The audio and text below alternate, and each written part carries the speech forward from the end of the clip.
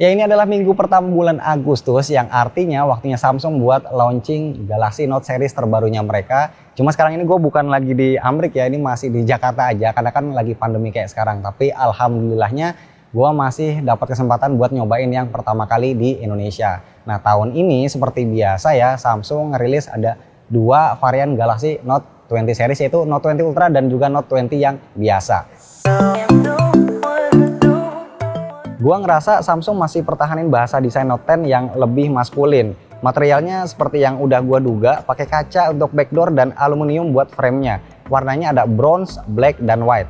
Gue sih suka ya sama pilihan warnanya karena kelihatan dewasa sesuai target marketnya. Walaupun emang sih masih glossy, yang artinya lebih gampang kotor. Sementara buat yang Note 20 biasa, ini materialnya yang dipakai adalah polikarbonat. Tetap kelihatan mewah sih, apalagi finishingnya matte atau doff, jadi nggak gampang kotor. Untuk interface-nya di atas ada slot kartu, terus di sisi kanan diisi tombol power sama volume, di sisi kiri kosong, dan di bawah ada slot S Pen, port USB-C, sama satu grill speaker, tapi sebenarnya ini udah stereo ya. Waktu pegang pertama kali, gue sih ngerasa familiar ya sama dimensinya, karena ternyata tingginya ini sama kayak Xperia 1 Mark II yang biasa gue pakai sehari-hari.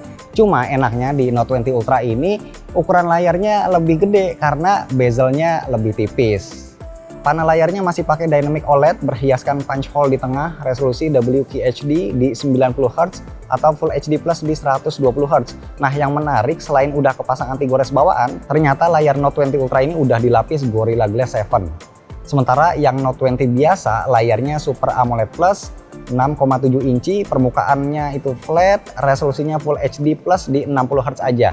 Jadi nggak ada opsi buat ganti resolusi dan refresh rate ke yang lebih tinggi.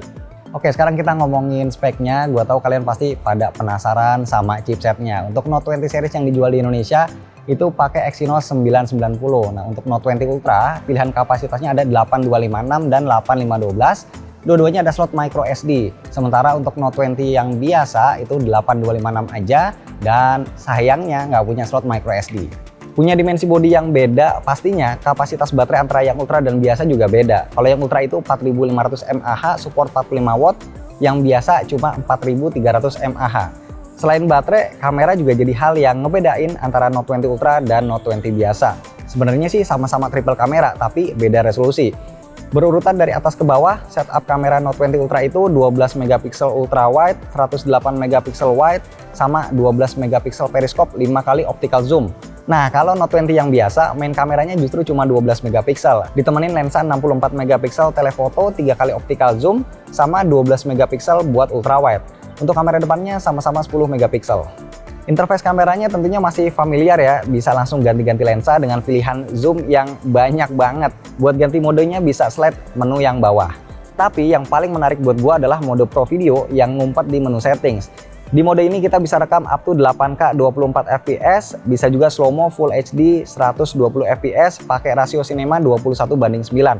Terus bisa atur speed zoom kayak kamera profesional dan juga bisa milih source audio.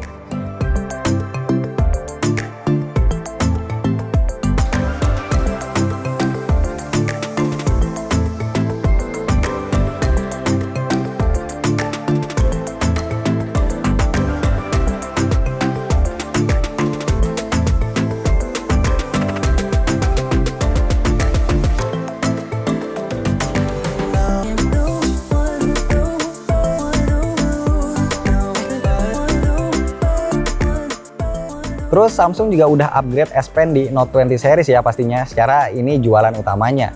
Responnya meningkat dari yang tadinya cuma 20 millisecond, sekarang jadi 9 millisecond. Terus fitur Air Comment juga udah support lebih banyak apps kayak Microsoft Office. Dan untuk fitur DeX udah bisa wireless sekarang.